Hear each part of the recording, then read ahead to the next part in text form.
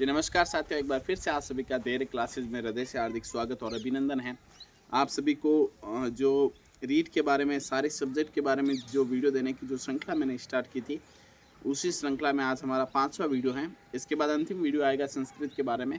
आज हम भाषा 2 यानी कि लैंग्वेज 2 इंग्लिश के बारे में चर्चा करेंगे कि इंग्लिश को कैसे कवर करें। देखिए साथियों, बहुत से व्यक्ति होते हैं, जैसे अपने मुख्यतः बात की जाए तो इंग्लिश जैसा हम आसपास देखते हैं कि इंग्लिश उतना अच्छा नहीं होता है सबका, जितना जिस लेवल का होना चाहिए। तो लगभग या तो उनकी लैंग्वेज टू इंग्लिश होती है या उनकी लैंग्वेज टू संस्कृत होती है। भाषा एक अमूमन सबकी हिंदी होती है। तो भाषा दो, मेरी भी भाषा दो लैंग्वेज टू इंग्लिश थी।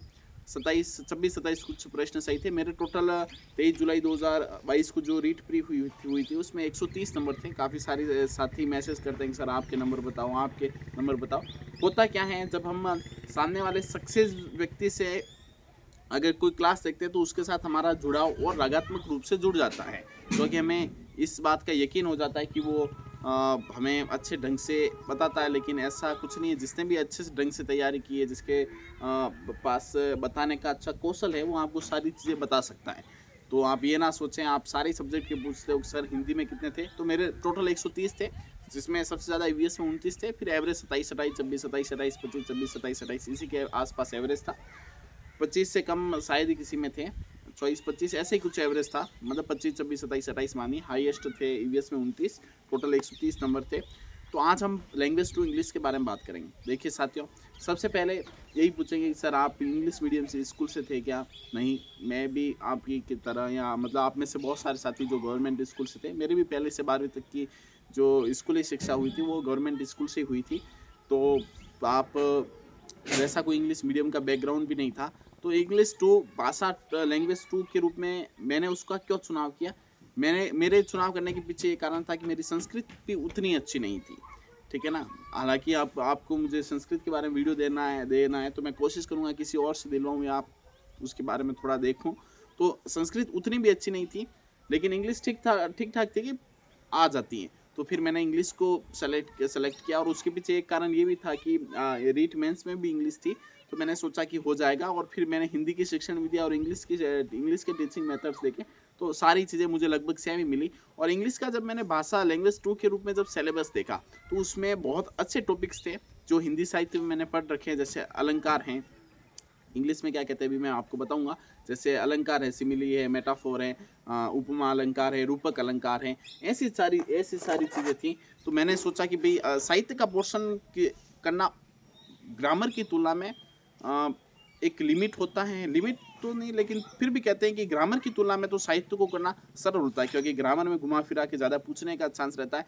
जैसे इसमें फिगर्स ऑफ स्पीच है ना, अलंकार वगैरह थे, जिसमें सिमिली था। तो हिंदी साहित्य 12th में थी, तो अलंकार वगैरह पढ़ रखे थे। तो ये चीज़ समझ में आ गई, बस इंग्लिश में इसको क्या हिंदी में समझ रखा है, बस इंग्लिश लैंग्वेज में उसका ट्रांजेक्शन करना, और अपने सामने तो ABCD के रूप में ऑप्शन होते हैं, लिखना तो कुछ है नहीं। फिर उसके बाद फॉर्म्स ऑफ लिटरेचर्स हैं, ठीक है ना, सोनेट वगैरह, ये सारी चीज़ें हिंदी साहित्य में कहीं ना कहीं पढ़ रखी थी।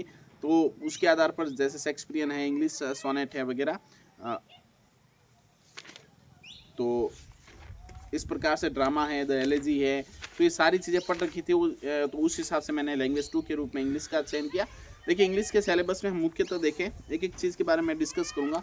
मैंने जो इंग्लिश पढ़ी थी वो किसी टीचर से पढ़ी थी, और सारे नोट्स मैंने बना दिए थे, क्योंकि मुझे पता है कि इंग्लिश उतनी भी अच्छी नहीं है। तो सारी क्लास से लेकर जल्दी से इसको ख़त्म किया जाए। तो फिगर्स ऑफ स्पीच के बारे में बात करते हैं। अलंकार, फिगर्स ऑफ स्पीच का मतलब होता है अलंकार, है ना।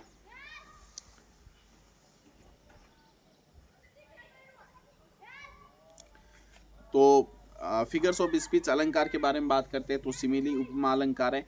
तो सीधी सी बात है, उपमा अलंकार के बारे में हिंदी में हम सबको पता ही था। इसमें भी जैसे लिखा है, simile is a comparison, every simile is a comparison, but every comparison is not simile. कि मतलब जो सिमिली में होता है क्या, तुलना होती है। तो इस प्रकार से जैसे एज है, सो एज है, ऐसे शब्दों का उसमें प्रयोग किया जाता है। तो इस प्रकार से ये क्या होता है, सिमिली होता है। तो इस प्रकार से चीज़ें समझनी आसान हो गई, क्योंकि हिंदी साहित्य के रूप में थी, हिंदी साहित्य पढ़ रखी थी। मेटाफोर, रूपक वगैरह है। Metaphor is an implied comparison between two different things ठीक है ना, मेटाफोर मतलब बिना कहे जिसमें अंतर समझा जा सके, इम्प्लाइड का मतलब होता है। तो इस प्रकार से सारी चीज़ें लगभग पढ़ रखी थी। अगर इंग्लिश आपका भी उतना अच्छा बैकग्राउंड नहीं, बैकग्राउंड है तो कोई दिक्कत ही नहीं, आप कोई भी बुक्स ला के कर सकते हो। अगर आपके पास इंग्लिश का वैसा बैकग्राउंड नहीं है और आप इंग्लिश लेने की सोच रहे हो या इंग्लिश लेने का फॉर्म ही भर दिया है, तो देखिए मैंने पहले भी गणित में सीधी देखो नौ है ना, नौ बकवास सीधी बात वाली मैं चीज़ें कहता हूँ कि आप किसी टीचर से करके इसको जल्दी से ख़त्म कीजिए। जितनी भी क्लासें लेनी है आप 15-20 दिन में करके ख़त्म कीजिए। फिर फॉर्म्स ऑफ लिटरेचर उसमें था, फॉर्म्स ऑफ लिटरेचर में पोइट्री आ जाता है, प्रोज़ आ जाता है, ड्रामा आ जाता है, कविता, गद्य, नाटक वगैरह जिसे हम कहते हैं। तो इसमें भी ये भी टॉपिक अच्छा है, मतलब इसमें अगर आप करो ना तो उतनी वो ग्रामेटिकल चीज़ें नहीं है ना, व्याकरण वाली चीज़ें नहीं है, तो उतना थोड़ा बहुत अगर आप समझने का अगर दृढ़ संकल्प रखते हो कि हाँ मैं इसे कर सकता हूँ, मैं इसे पूरी बार इसका रिवीजन करूँगा, तो आराम से हो जाएगा, कोई दिक्कत ही नहीं। सब्जेक्ट वर्ब एग्रीमेंट भी इसमें है, ये भी ठीक टॉपिक है। तो इस प्रकार से अच्छे टॉपिक्स हम कह सकते हैं कि हिंदी लैंग्वेज 2 के रूप में साहित्य की जो लिटरेचर के जो टॉपिक्स है इसमें अच्छे खासे हैं, टॉपिक से आप कर सकते हो।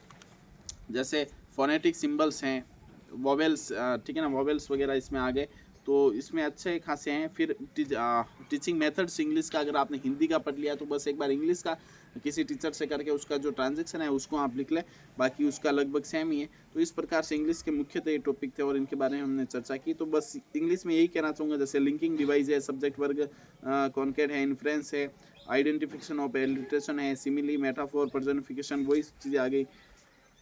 कॉमन फ्रेजेस है, लिटरेचर टर्म्स है, एलिजी, सोनेट है, शॉर्ट स्टोरी है, ड्रामा है, basic knowledge of English, sounds and symbols है, फिर वही टीचिंग मेथड्स वाला आ गया।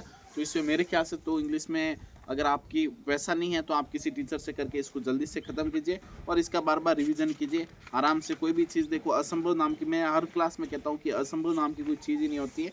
असंभव की अगर सीमा आपको जाननी है तो असंभव की सीमा से आप आगे निकल जाइए। ठीक है, बहुत सारी इसमें अच्छे वाक्य है। बाकी भी मैं, मेरी हमेशा ही आदत रही है कि मैंने हमेशा ही कॉपी के मतलब जो भी मेरी है नोट्स वगैरह उनमें मैं कुछ ना कुछ चीज़ें लिखा करता था।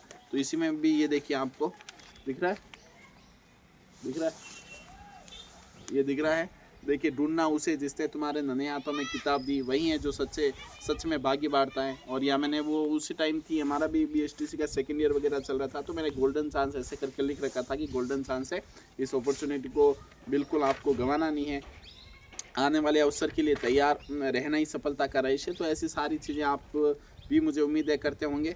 मोटिवेशन बहुत ज़रूरी है आपका सकारात्मक ढंग से अंतिम समय में। खास बात है कि हम देखिए, बहुत सारे साथी होते हैं कि कम पढ़ के भी उनका अधिक आउटपुट आता है, अधिक वो नंबर लाते हैं, क्योंकि उनका जो माइंड का जो ढंग होता है वो होता है सकारात्मक। तो आगे आने वाले वीडियो में मैं माइंडसेट के बारे में चर्चा करूँगा, आगे आने वाले वीडियो में मैं पेपर को कैसे हल करते हैं उसके बारे में चर्चा करूंगा।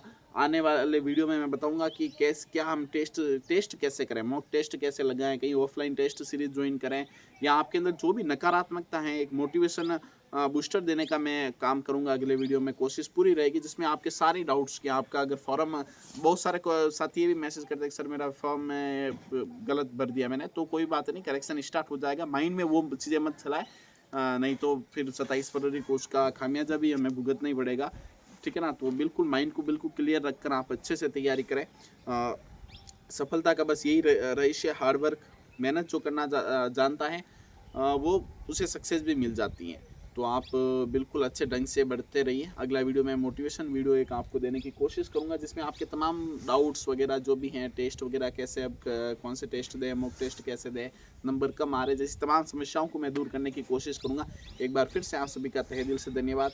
अपने अधिक से अधिक दोस्तों को इस क्लास को शेयर करिएगा। धन्यवाद।